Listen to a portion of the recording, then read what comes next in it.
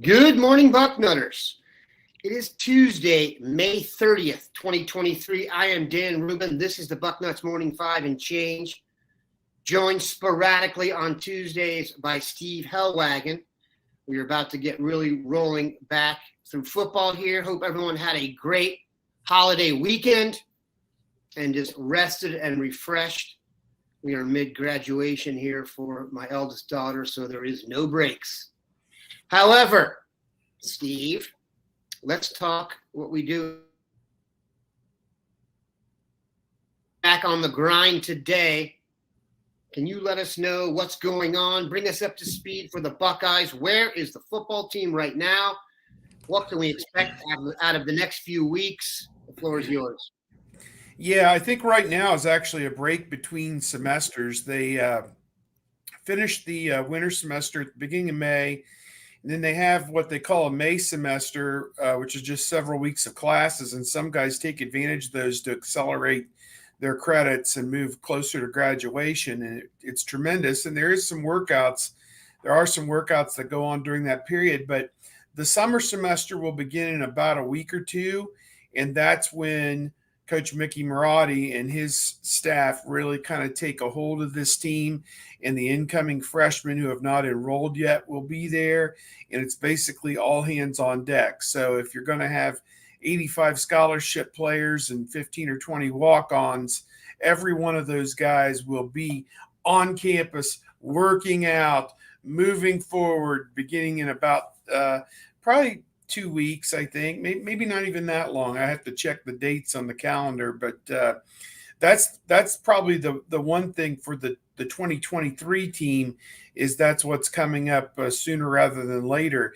For the coaches who actually, coach football, they're not really hands-on as much with these guys. They'll have some limited interaction with them, certainly during this stretch. But one of the big things, obviously, that the coaching staff is involved with in the month of June, they're going to have 5 days of advanced camp setting, which are one-day camps where they bring in all of the top players that they can find, in those 5 days from all over the Midwest primarily, although we've seen guys from California and Florida come in, Texas, New Jersey come in for these camps before.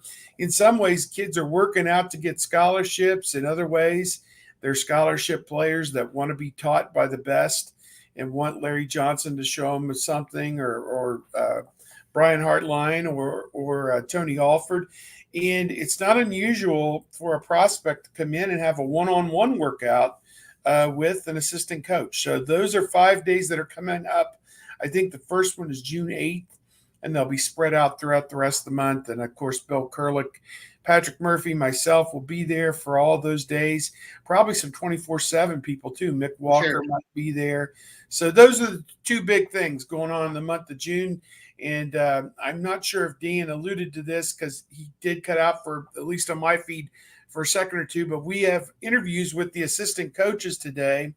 I don't think Ryan Day will be involved, but the 10 full-time assistant coaches will be available to the media today. So that's something to look forward to later on today, coverage of that. Dave, myself, Patrick will be there, and we'll bring you all the news of everything those guys had to say. Not your first rodeo. What type of information do you expect to come out of today? Well, I think it'll be interesting. Again, if you could get the coaches to step out of their comfort zone a little bit and try and, because it'll be very informal setting today, and maybe get into a little bit more depth about some of the guys and their development in spring football. You would ask Corey Dennis, what is it specifically he likes about what Kyle McCord and Devin Brown did during the course of the spring. If it's Justin Fry, you would ask, what makes you confident that this offensive line is going to come together during preseason camp and protect the quarterback and do the things that really they were not able to do on a day in, day out basis during the spring. Ask him how the San Diego State transfer, I think Josh Simmons, is going to assimilate if he's already on campus, which maybe he was in for some dates in May. I'm not sure exactly what his timeline was.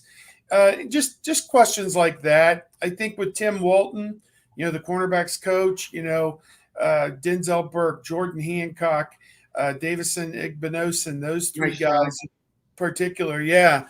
How are they going to, take the quarterback play from last year and improve it and get better coverage and better, make more plays on the football, those type of questions. And then for Larry Johnson, he's a veteran coach, and he's gonna talk a little bit about his guys, JT Tuimoloau, Jack Sawyer, but really to me, as big a focus as the guys on the outside are the focus for a lot of it's on the inside with those defensive tackles. Is it going to be impact play from Ty Hamilton and Michael Hall and all those guys, Tyleek Williams inside? So there's a lot of areas that we can cover.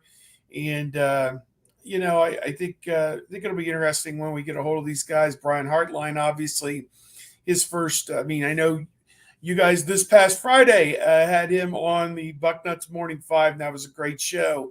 And this will be kind of an offshoot of that today if we get a chance to talk to him about play calling and, everything else. And my guess is a question or two about his health will come up as well after that scare that he had on the evening after the spring game. So, I think a lot of interesting subplots will come out of it today.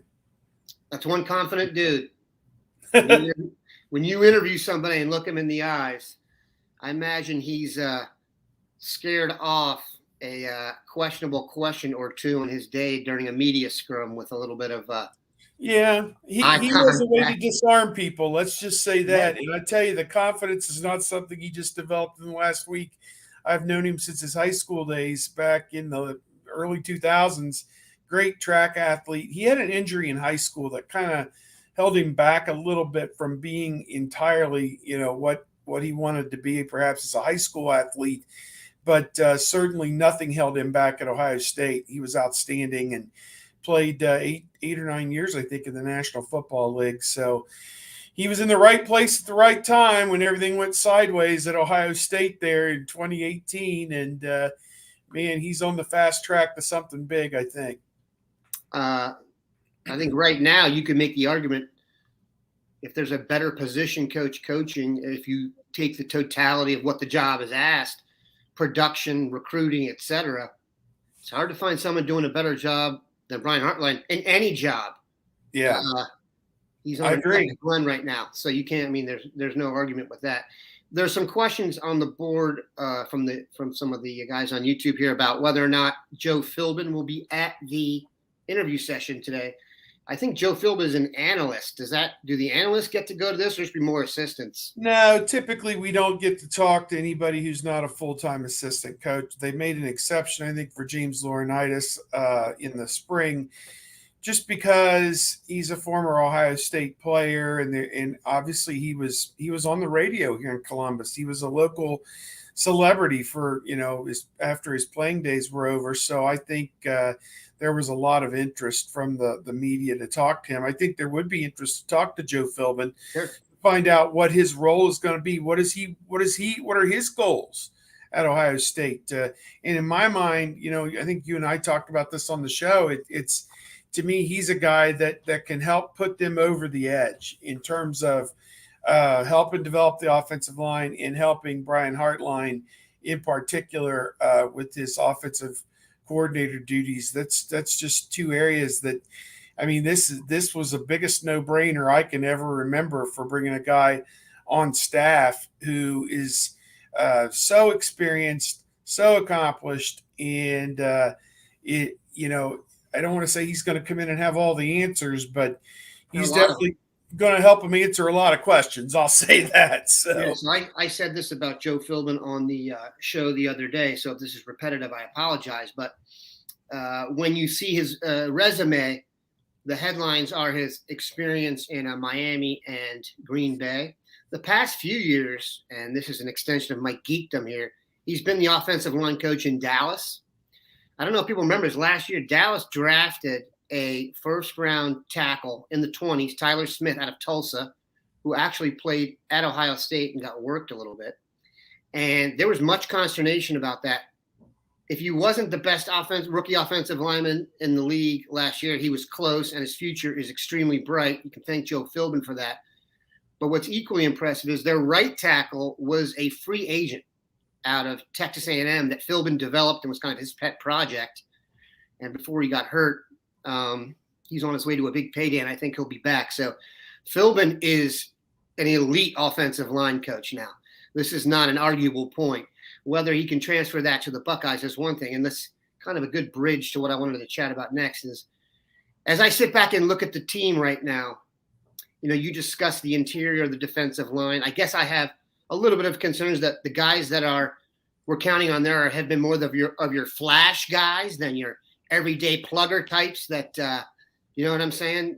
Mike Hall's been great. Tyler Williams been great at times. I'm not sure they've played the amount of snaps yet to make me think we can plug the run the way we need to. They got some great depth there, but I think it's pretty clear on the team right now that if you got a new quarterback, true, but I think the track record speaks there. The offensive line, though, I'm not going to say it's a crapshoot, but we just don't know. And what you're going to be asking them to do in terms of protecting, millions and millions of dollars of professional skill players, that's a big ask for guys who have really never done it except on the guard spots. Do you have concern about that? Have I assessed the team correctly in terms of what I should be concerned about? Yeah, I agree with you. I think starting on those defensive guys, I think Tui Maloau and Sawyer are guys that you're hoping take the next step. Then, as you said, inside, you've had guys like Michael Hall, Tyleik Williams, who have at times played at an all Big Ten level, but it's been just few and far between in terms of games. And some of that could be limited reps because Larry Johnson was giving Jerron Cage and Teron Vincent and some other guys a lot of run, perhaps more run than they should have had. Perhaps in the eyes of a lot of you folks out there in TV land. So, and I don't necessarily, the production kind of speaks for itself or lack thereof. So they've really got to step it up. And if we're on the offensive line, I agree with you. I think they've got bodies. If it was a case where you looked at it and you said, damn, where's the depth going to come from? How will you even fill out a 2 deep? That's not a problem. They've got 15, 16, maybe even 17 guys on scholarship on the offensive line.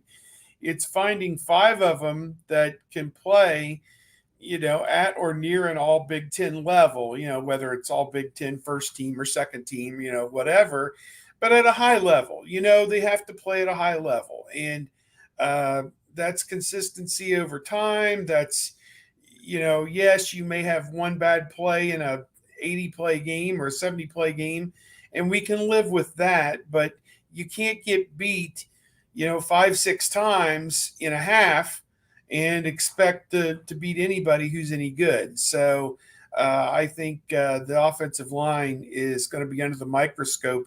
And I'm glad to hear what you said about Joe Philbin. It just reinforces why this was so important, because behind the scenes, he can coach up the players. I don't think he'll be out there on the field directing drills and these kind of things, but he can watch practice tape. He can talk to the players behind the scenes. He can talk to the coaches behind the scenes. He can help them slot the offensive linemen to where they get the best 5 guys. And, maybe even what we're considering right now, which is like Fryer, Matthew Jones, whoever at center, whether it's Jacob James, who didn't play in the spring, right, or Carson Hinsman or whoever, Donovan Jackson, obviously at guard, and the other tackle, Josh Simmons, maybe? Zim Mahalski, Tegra Toshbola, whoever it is, there could be combinations we haven't even thought of yet that are going to be the best. So that's what Joe Philbin's there. In my opinion, that's why he's there. Oh, there's no question about that. He had, not to geek out a little bit more, but considering the fact, he worked with Zach Martin, who is going to be a Hall of Fame guard. He worked with Tyron Smith, who's going to be a Hall of Fame tackle. And then he's had the younger guys, Tyler Biotish, the center from Wisconsin. So he knows how to do it. He's seen it, and he's done it at a big-time level. So we look forward to that. All right, let's take a quick break here, pay a couple podcast bills, and come back. And we're back. Question from Chad Stryker. Who do you think they will try a kick return and punt returner since Caleb Brown is gone? He suggested Jaden Ballard, Xavier Johnson, Evan Pryor, Carnell Tate. What's your vibe, Steve? That's one of the things we don't tend to drill down on too much. And then lo and behold, it's the key play in a game to go to the national championship or something. So who's the punt returner? Who's the kick returner? Are we going to have someone they fear back there? Or are we going to go with the urban, just catch the damn ball approach? Yeah, I'm looking around I had some resources on that I was going to refer to, but I can't find it. But the punt return to me is Emeka Yuka. Right. He filled in there and did pretty well last year. I mean, the punting has become such a science with these guys with placement and how high they hit it and where they hit it to that they make it almost impossible against good opponents to get a big return. And a lot of times you're just left in a fielding position, fair catch or whatever, just field the punt. The kick return, I like Xavier Johnson there. I think he does a decent job there. He sprung a big one against Maryland, one of the bigger ones. One of those a year. Yeah, I don't have a problem with him. I'm interested to see who they do have back there. I mean, Evan Pryor, that could be a great place for him Agreed. To get some footballs in his hands since he has not played really in 2 years. You mentioned Evan Pryor and Carnell Tate. Well, they're sight unseen. We don't know. I mean, I don't know that Carnell Tate would be the greatest fit at kick return, but I'm sure between the running backs, wide receivers, I'm sad that they never really gave Cam Martinez much of a run at that because this was a guy in Michigan, who was just electric with the ball in his hands. And for whatever reason, that's not been something he's been that involved with. But he was a guy that everybody talked about could be that type of a difference maker in the return game. So, I'm with everybody else. I want to see what it looks like, when they get the footballs back out August the 1st. It's May 30th. So they'll be working on that behind the scenes, June and July, catching punts and those kind of things and doing all that stuff. But, we'll see. Special teams, and the special teams coach Parker Fleming took a big a lot of negative talk last year for some things that didn't go well. But, I mean, they're blocking punts. Their kicker was pretty reliable. I mean, he was put in an untenable position, I think, the last play against Georgia. That was beyond anything he'd ever made before. So, it shouldn't have come down to that, obviously. So I don't find – the punting game, nobody gets good field position on Ohio State typically. So the problems come when they put the defense out there and they give up an 80-yard touchdown. So, it's made we pinned them. Laugh about it now. It's all fun and games, but special teams to me were pretty solid, I thought. I don't know why everyone was so down. Well, when the season ends on a missed field goal, it's going to take on an exaggerated place in your memory, I guess. I don't think that was the reason. I'm going to go back and I didn't have much feeling. You're more optimistic than I was. I'll just say. Yeah, I didn't have much feeling it was going to go in from there. So the issues occurred prior to that. Yeah, should have never come down to that. Doc Zabo wants to know, do you think Hartline will be on the field or up in the booth? We will say that as wide receivers coach, he was on the field, animated, had his guys in a group constantly. He's got more responsibility now. How do you think it plays out? Probably in the booth, I would think, makes more sense. Ian Bailey on the field too, by the way. That's he can handle that. Yeah, he'll have help. Keenan Bailey can gather the tight ends and wide receivers in one group and talk to them, and the GAs or whoever else is involved down there. I don't have a problem, or an issue with that. I would think he'd be better suited to be upstairs where he can see how everything is going, see the defensive personnel groupings as the opponent sends them out, and then make the play calls and so on. I think they have an army of people that are spotting, and helping and okay, blah, blah, blah. I mean, their language, though they're in X, we're going to be in Y, whatever. So to me, I think it's just better form. It just flows better if he's up there. And obviously having Ryan Day, in his ear is going to help.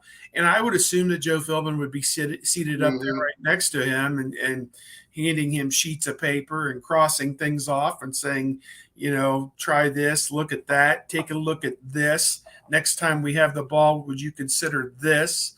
I mean, to me, it's going to flow. I think that's only going to help the whole flow of the thing, but I think he should be upstairs. Yeah, it's important to mention, as you say that, Philbin and Hartline have a pre-existing relationship, so there won't be any issue, I don't think. Hartline getting the most responsibility he's had, and then you bring in a guy who's supposed to have more wisdom than him. I think some guys could get maybe a little intimidated by that or get a little, want a little more control. If you saw the interview with Hartline the other day, he is extremely happy that Philbin is on board, and everyone should. Sure. I'm sure he is. Question from Mika Hanna. This is a recruiting question, and then we'll get out of here. Do we land more commits soon? Obviously, William J. Kurlick is not here, but there is a great expectation that we are about to go on a run for defensive prospects.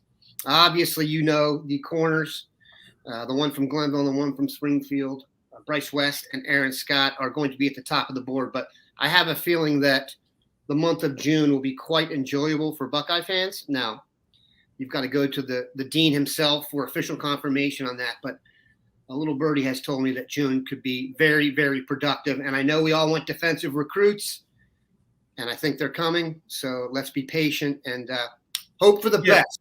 I agree. I think the two corners from Ohio that you mentioned, I think those would be huge to keep top guys from Ohio from leaving, and particularly with West, looking at Michigan, the Springfield kid, Scott, maybe, looking at them as well. So I think that's important to keep those type of players away from your rival. The other thing from my experience is with these camp dates,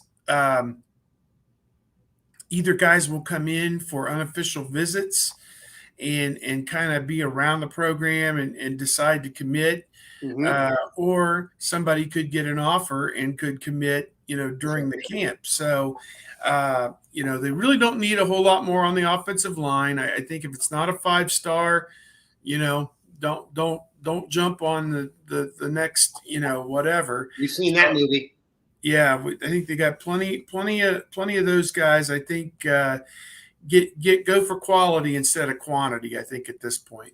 And these can be, and I've told the story before, and I'll finish on this. These can be really interesting because they'll have a ton of kids there, and there'll be a camp where other colleges are allowed to come and scout. So you'll have, good Lord, I mean, I have to do the math, several hundred kids out there. And then what they'll do is they'll bring into the facility, kind of in their indoor spot there, kind of the better dudes to kind of go against each other. I remember being in there one time, and, hindsight being 2020, the apple of their eye that day was Eric Glover Williams, okay?